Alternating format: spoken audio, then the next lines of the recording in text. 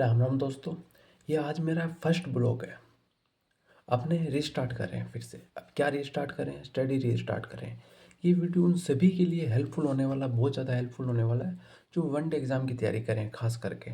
और जो one day exam की तैयारी नहीं कर रहे वो भी इस वीडियो को देखते हैं, उनका भी कुछ ना कुछ वो सीख के ही जाएंगे। ठीक है। जो वनडे एग्ज़ाम की बात करें तो एक दिन में जो एग्ज़ाम हो जाते हैं वो सारे वनडे एग्ज़ाम के अंदर आते हैं। जैसे कि एसएससी के सारे एग्ज़ाम, सीजीएल, सीएचएस, एमटीएस, जितने भी एग्ज़ाम है, रेलवे के सारे एग्ज़ाम, बड़े एग्ज़ामों को छोड़ दिया जाए तो बाकी सारे एग्ज़ाम वनडे एग्ज़ाम के अंदर ही आते हैं। ओके। जैसे बड़े एग्ज़ाम आरएएस का हो गया, राजस्थान के अंदर होता है। बाकी यूपीएससी, आईएएस, आईपीएस, कलेक्टर वगैरह जो बड़े एग्ज़ाम उनसे बनते हैं, जो एक दिन के अंदर नहीं होते, मल्टीपल डेज के अंदर होते हैं। मेंस वगैरह काफ़ी कुछ लिखना पड़ता है उनके अंदर, वो सारे एग्ज़ाम हो गए। ये वीडियो खास करके एस्पिरेंट्स के लिए, उन सभी के लिए बहुत ही ज़्यादा फ़ायदेमंद है। अब रीस्टार्ट क्या कर रहे हैं? देखो, हर एक एस्पिरेंट चाहता है कि एक अच्छा सा रोज़गार मिल जाए, एक अच्छी सी गवर्नमेंट जॉब मिल जाए। गवर्नमेंट जॉब के लिए ये सारे एस्पिरेंट्स तैयारी कर रहे हैं। जैसे कि इस चैनल का नाम भी रखा है the aspirant life mister teddy. इस चैनल का नाम रखने के पीछे मेरा ये उद्देश्य था कि एस्पिरेंट्स की लाइफ को दिखाया जाए। जैसे कि मैं एक एस्पिरेंट हूँ, मैं अपनी लाइफ दिखाऊँ कि मेरी लाइफ में क्या क्या, मेरी लाइफ मतलब एक एस्पिरेंट्स की लाइफ में क्या क्या उतार चढ़ाव आते हैं, उन सारी चीज़ों को दिखाया जाए। और ब्लॉग्स के माध्यम से कैसे भी बताया जाए कि पढ़ाई करता है तो उस पढ़ाई के अंदर कौन से सब्जेक्ट के अंदर क्या क्या प्रॉब्लम आ रही है। यार ये मैथ हो गया तो यार ये मैथ की तैयारी कैसे करूँ, सारा समझ में नहीं आ रहा, क्या कहाँ से पढ़ूँ। कोई अदर सब्जेक्ट है, जीके है, जीके इतना पढ़ा है, ये समझ में नहीं आ रहा, किस टीचर से पढ़ूँ, कैसे पढ़ूँ, कौन सी बेस्ट बुक, उन सभी चीज़ों को लेकर मैंने सोचा था ये बनाते हैं और इस पर काम करेंगे और लोगों तक, एस्पिरेंट्स तक सही जानकारी पहुंचाने का काम करेंगे। ठीक है। और पहले मैंने स्टार्टिंग में वीडियो बनाए थे जो मास्क के साथ में वीडियो बनाए थे। उसके पीछे कारण था कि घर के अंदर काफ़ी उतार चढ़ाव आ रहे थे, कुछ पारिवारिक मतभेदों के कारण। थोड़ा बहुत हर एक परिवार के अंदर होता है, हर एक, चाहे कहीं चले जाओ, मैंने ये देखा है। मैं काफ़ी जैसे घर से ज़्यादा बाहर रहा हूँ तो मैंने बाहर की दुनिया मैंने काफ़ी ज़्यादा देखी है। हर एक परिवार के अंदर आता है, बैठ के बात नहीं करते, तीसरा बंदा आता है तब वो लड़ाई करवा के चला जाता है, बातों को समझते नहीं है। वो सारी बातें थी उन सबको। फिर मैं थोड़ा सा मेंटली भी थोड़ा सा डिस्टर्ब हो गया था। वैसे नहीं कि भैया काफ़ी ज़्यादा डिस्टर्ब हो गया था। ये हम जो किसानी परिवार से आते हैं वो सारे, ये नॉर्मल तो चलता ही रहता है। बाकी फिर अकेलेपन को दूर करने के लिए फिर मैंने क्या किया था, मैंने वीडियो बनाया और ये चैनल बना के उस पर मैंने थोड़ा बहुत अपना वो नॉलेज वगैरह दिया, जो भी भर्ती वगैरह आती थी। और मास्क लगा के वीडियो बनाता था, आपको जैसे पता ही है, वो जनों को जो स्टार्टिंग से जुड़े हुए हैं। तो उस चीज़ पे मैंने फिर अपना जो माइंड था ना उसको डाइवर्ट कर दिया, माइंड जो ध्यान था ना, ताकि घर की समस्याओं की तरफ ज़्यादा न जाए। बाकी मैं अलग रहकर अब थोड़ा सा फ्री रह सकूँ, अच्छे से पढ़ाई कर सकूँ। और फिर बीच में फिर अब देखो वो सारी चीज़ें आती हैं, हर एक के अंदर ऐसे, हर एक परिवार के अंदर ऐसे चलता रहता है। बाकी हमारा सिर्फ एक ही उद्देश्य है, किसी भी हालत में मेहनत करके गवर्नमेंट जॉब लेना। क्योंकि आपके परिवार के अंदर एक गवर्नमेंट जॉब होती है ना, तो आपके जो छोटे, जो चाचा लड़का, काका लड़के, जो भी बच्चे हैं, वो आपको देख के मोटिवेट होते हैं कि भैया तैयारी कर रहा है, गवर्नमेंट जॉब लग गया तो मैं भी लग सकता हूँ। उनको भी एक हौसला मिलता है। और जब अपने काफ़ी दिनों से तैयारी करते रहते हैं, नहीं लगते, तो कहीं ना कहीं उनका भी हौसला तोड़ देते हैं अपने। तो काफ़ी टाइम हो गया, ग्रेजुएशन कर ली। और ग्रेजुएशन डिग्री लेने के बाद वे भी बेरोजगार बैठे हैं। क्यों? क्योंकि अपने को इतनी जानकारी नहीं थी, कोई बताने वाला नहीं था, गाइड करने वाला नहीं था। और गाइड करने वाला जब पूछते थे तो अपने उनकी बातें कुछ मानते थे, कुछ नहीं भी मानते थे, क्योंकि अपने को जो चाहिए था वो सामने वाला बता नहीं पाता था उस चीज़ को। बाकी वो मैं सारी चीज़ें आपको बताऊंगा। अभी ये फर्स्ट ब्लॉग के अंदर सिर्फ अपने इस चीज़ पे बात करेंगे। जैसे मैंने रिस्टार्ट किया, क्या रिस्टार्ट किया है आज से ही। जैसे कल बुधवार है तो कल अपने श्री गणेश करते हैं अच्छी चीज़ का।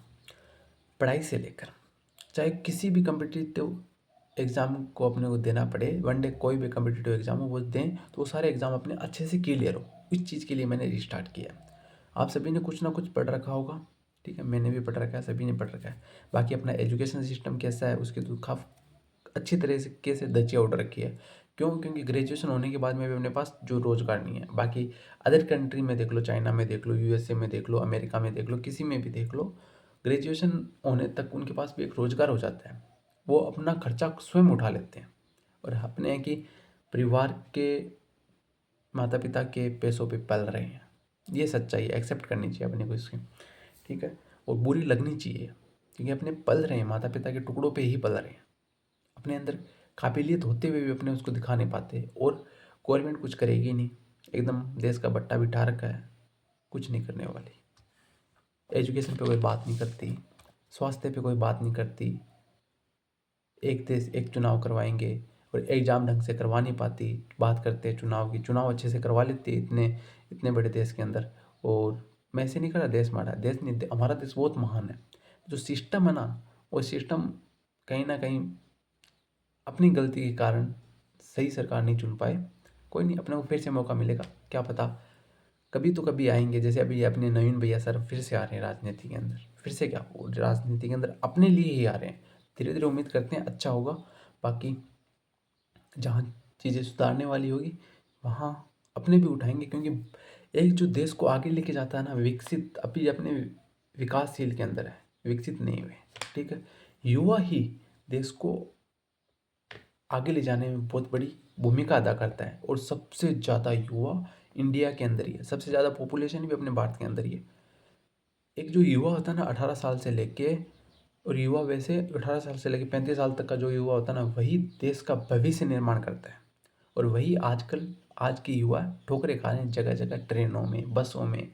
ये एग्ज़ाम देने, फिर वो एग्ज़ाम दे के आता है, पता चला कैंसिल हो गया, ले आजा, इतना भाड़ा लगा, किराया लगा। एक एग्ज़ाम देने जाते हैं ना, कम से कम 1000 रुपये लग जाता है। मैं मिडिल क्लास से हूँ, अपने सभी मिडिल क्लास से हैं।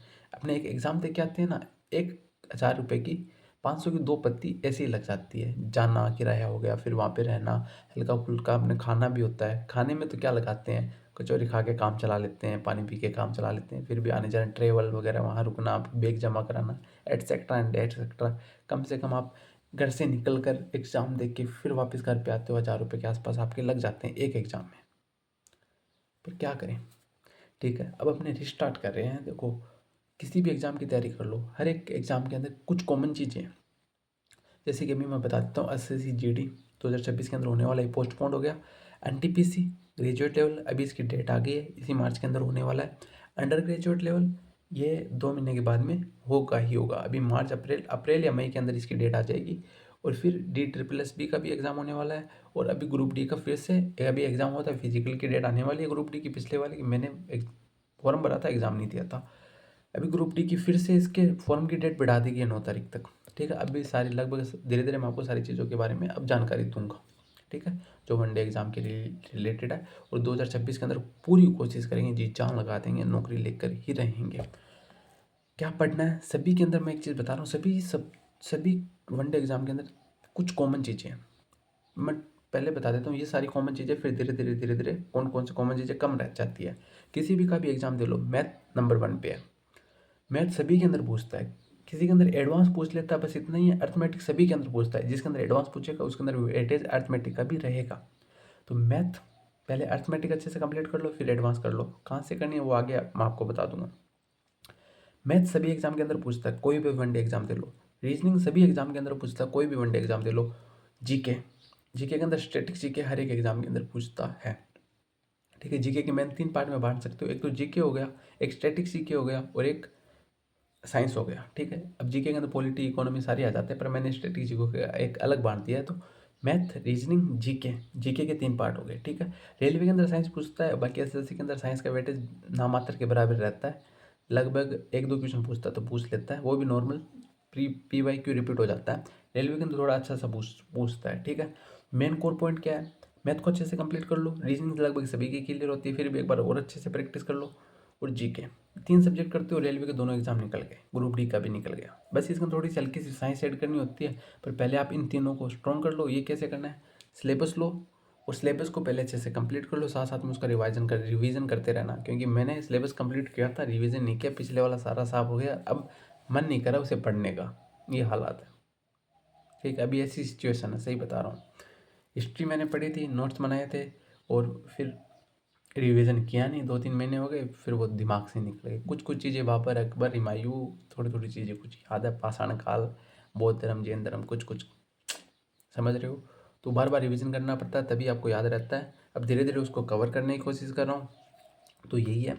और फिर आती है हिंदी, जीडी के अंदर हिंदी आ जाती है, DSSB के हिंदी इंग्लिश दोनों आती है। और जो राजस्थान के पीटीटी एग्जाम के भी तैयारी देखो हर एक के अंदर पढ़ा देता है, तो उसके अंदर भी हिंदी इंग्लिश दोनों आती है। कहने का मतलब मैथ, रीजनिंग, जीके ये तीनों हर एक के अंदर आएगी, फिर हिंदी और इंग्लिश आवश्यकता के अनुसार एड ऑन होती रहती है, ठीक है। तो ये है। अब इसको तैयार कैसे करना है, देखो एक पूरी डिसिप्लिन तरीके से अपने को फॉलो करना चाहिए।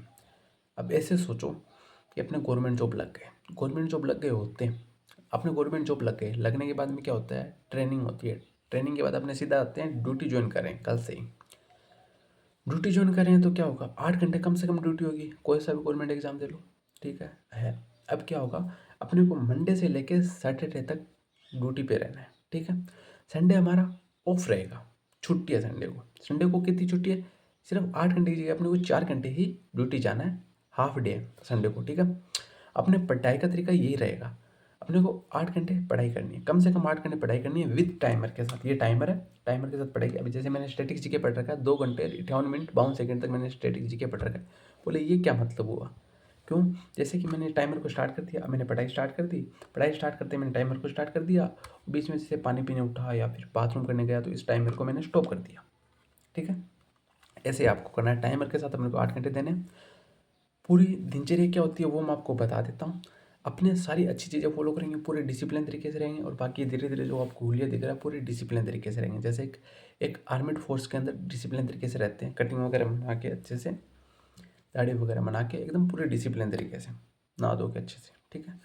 मैंने आपको कोर पॉइंट बता दिया है। मंडे से लेके अपने सैटरडे तक पढ़ाई करेंगे, ठीक है। हफ्ता के अंदर 7 दिन होते हैं, 5 दिन अपने पढ़ाई करेंगे मंडे से लेकर फ्राइडे तक, और फ्राइडे और सैटरडे 2 दिन अपने रिवीजन करेंगे जितना पढ़ा है। 5 दिन के अंदर मान लो स्ट्रेटेजी के अंदर 5 चैप्टर पढ़ लिए, जीके के अंदर 5 चैप्टर पढ़ लिए, या फिर जितना भी 5 क्लासें ली उन 5 क्लासों को अपने फ्राइडे और सैटरडे को अच्छे से रिवीजन करेंगे। फ्राइडे को रिवीजन करेंगे, बच जाएगा वो अपने सैटरडे को रिवीजन करेंगे, ठीक है। वो आगे आपको नेक्स्ट डे कल पता चल ही जाएगा। और संडे को अपने मॉक टेस्ट देंगे, जिस भी चीज़ की तैयारी करें मॉक टेस्ट देना कंपलसरी। संडे को हर संडे को मॉक टेस्ट देंगे, कैसी भी परिस्थिति है मॉक टेस्ट देंगे, मतलब देंगे, ओके। और बाकी लाइफ का कार्य का है तो लाइफ में जो हो रहा है वो सारी चीज़ें आपको दिखाऊंगा। अब प्रकृति के साथ चलेंगे, जिससे अपने को क्या फिजिकल प्रॉब्लम ना हो, जैसे बीमार वगैरह पड़ना, क्यों एग्जाम के टाइम अपने साथ ऐसा होता है, मेरे साथ भी होता था पहले, अब नहीं होता। अपनी फिजिकल जो क्षमता है उसको और ज़्यादा बढ़ा लेंगे, अपनी इम्यूनिटी को और ज़्यादा बढ़ा लेंगे। कैसे बढ़ाएंगे वो मैं सारी प्रक्रिया बता देता हूँ। जैसे मैंने ब्रह्मचारी की पुस्तक पढ़ी थी, कब क्यों कैसे, जो प्रेमानंद महाराज जी द्वारा लिखी गई है, उसे मैंने फॉलो किया था। मजाक नहीं करा, ईमानदारी से बताओ ना, जितने दिन मैंने उसे फॉलो किया था ना, एक अलग ही लेवल की एनर्जी थी मेरे अंदर। सुबह जल्दी उठना, ब्रह्ममुहूर्त में 5 बजे 4 बजे, कभी 4:30 5 बजे, 5 बजे से पहले लगभग उठ जाता था। उठकर दिनचर्या को फॉलो करके एक्सरसाइज करके फिर पढ़ाई करना, अलग अलग ही मोटिवेशन था। फिर धीरे धीरे करते करते सब बिगड़ गया, ठीक है। और जितने भी एस्पिरेंट्स जो रात को पढ़कर स्टडी करते हैं, चाहे वो मेल है चाहे फीमेल है, उन सभी के बाल झड़ना निश्चित है, देख लेना। आप थोड़ी देखो मेरे भी झड़ने स्टार्ट हो गए हैं, तो ऐसा ही होता है। रात को पढ़ाई करोगे, प्रकृति के विरुद्ध चलोगे, तो आपको फिजिकल हेल्थ के अंदर आपके जैसे कि बीमार तो हो गए, बीमारियां तो आपको लगेगी, और आपको काफ़ी और चीज़ों का सामना करना पड़ेगा जिसकी आपने उम्मीद नहीं की थी, सोचा भी नहीं होगा। तब रात को नहीं पढ़ना, प्रकृति के अनुकूल चलना है। रात प्रकृति ने भगवान ने रात सोने के लिए बनाई, तो सो, जागने के लिए नहीं बनाई। जागने के लिए दिन है, दिन को काम करो, दिन को पढ़ाई करो। अब मैं जैसे बात कर रहा हूँ आपके साथ, इंट्रोडक्शन जो भी वार्तालाप कर रहा हूँ, एकदम बिल्कुल शांत माहौल है, शांत माहौल में जाओ, लाइब्रेरी जाके पढ़ो, ठीक है। अब आज से ही 10 बजे सोएंगे, सुबह 4 बजे उठने की कोशिश करेंगे, उठ नहीं पा रहे कोई नहीं, कोशिश करेंगे 4 बजे नहीं 5 बजे उठेंगे, पर उठेंगे। 6 घंटे कम से कम नींद लेंगे, ज़्यादा से ज़्यादा 7 घंटे की नींद लें, 7 घंटे से ज़्यादा 1 मिनट भी नींद नहीं लेंगे, ठीक है। उठकर प्रेमानंद महाराज जी कहते हैं, उठकर धरती माता को जैसे कि अपनी दिनचर्या करो, परमात्मा को याद करके थोड़े दिन नाम जप कर लिया 1-2 मिनट, और परमात्मा को याद करके धरती माता को प्रणाम करके अपने माता पिता को दंडवत प्रणाम करो। उसी बुक को मैंने फॉलो करने से मैंने अपने माता को, पिता नहीं है मेरे, माता जी को दंडवत प्रणाम करना सीखा। मम्मी ने कहा ये क्या नए नए लक्षण सीख रहे हैं, फिर धीरे धीरे देखा हाँ अच्छे ही सीख रहे हैं, तो अच्छा लगा, मम्मी को भी अच्छा लगा, मुझे भी अच्छा लगा, तो वो सारी दिनचर्या वो फॉलो करते हैं, ठीक है। फिर चक्षु स्नान करना होता है, उठकर फिर चक्षु स्नान के बाद में उकड़ू बैठ के गर्म पानी पी लिया, दो लोटे मतलब लगभग 1 लीटर के आसपास। फिर फ्रेश होके आ जाओ, फिर जितने में आपको 25 मिनट लग जाएंगे, फिर अपने को रनिंग करने जाना है। रनिंग नहीं कर सकते वॉक करो, क्योंकि फिजिकल दिल्ली पुलिस के तो जितने भी कम्पिटेटिव एग्जाम है NTPC को छोड़कर, और एक ही CGL और CHSL MTS, लगभग 2-3 एग्जाम को छोड़कर बाकी लगभग सभी के अंदर फिजिकल मांगता ही मांगता है। दिल्ली पुलिस के हर एक एग्जाम के अंदर फिजिकल मांगता है। ड्राइवर का होगा, कांस्टेबल का होगा, इसके अंदर फिजिकल मांगेगा, तो कहाँ से दोगे आप? तब तैयारी करोगे तभी तो दोगे। 1 महीने के अंदर फिजिकल अपने बना सकते हैं। 5 किलोमीटर दौड़ भी 1 महीने के अंदर अपने कंप्लीट कर सकते हैं। 1600 मीटर भी कंप्लीट कर सकते हैं, जितना उसके अंदर टाइमिंग है। ठीक है, तो कल से ही अपने मंगलवार को बुधवार को श्री गणेश करते हैं अपने। ठीक है, सुबह जल्दी उठेंगे, ब्रह्म मुहूर्त के अंदर उठेंगे, उठकर अपने रनिंग करनी चाहेंगे। रनिंग नहीं करेंगे तो वो करेंगे, पहले अपने आदत डालते हैं, दिमाग को ट्रेंड करते हैं, वो करेंगे। क्योंकि मैं इस चीज़ से थोड़ा सा वो ढीठ हो गया हूँ, उठा ही नहीं जाता सुबह। अब दिमाग को डालेंगे, नहीं रनिंग नहीं करनी, अपने को वो करना है, वो करने जाएंगे, धीरे धीरे वो करने जाएंगे, फिर वो आदत बन जाएगी। 2-3 दिनों में, 4-5 दिनों में फिर अपने धीरे धीरे रनिंग भी स्टार्ट कर देंगे। वो करते हुए कानों में ईयरफोन डाल लेंगे, ईयरफोन डाल के प्रेमानंद महाराज जी के भजन सुन सकते हो, वार्तालाप सुन सकते हो, बहुत जो भी चीज़ें आप सुनना चाहते हो गाने सुन लो, या फिर कोई क्लास सुन लो, पर वो करके आना है। वो करके आके कुछ एक्सरसाइज करेंगे, वो मैं आपको लाइव इसमें कल बता दूंगा, कल कौन कौन सी एक्सरसाइज करेंगे। ठीक है, एक्सरसाइज करेंगे, वो करेंगे, वो सारा हो गया। उसके बाद में कुछ योगाभ्यास कर लेंगे, जो कि स्टूडेंट को करने चाहिए।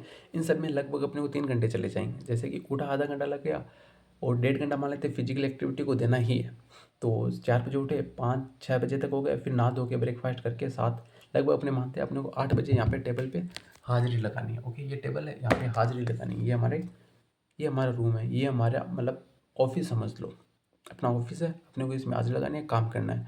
कल से अपने गवर्नमेंट जॉब लग गए। ठीक है, कल फर्स्ट डे अपना रिपोर्टिंग करनी है, और अपने को काम फॉलो करना है। काम मैंने आपको बता ही दिया। अब टाइमिंग स्टार्ट होता है अपना 8 बजे। 8 बजे से लेके अपने बीच में 1 घंटे का सिर्फ इंटरवल होगा, जिसके अंदर अपने लंच वगैरह कर लेंगे।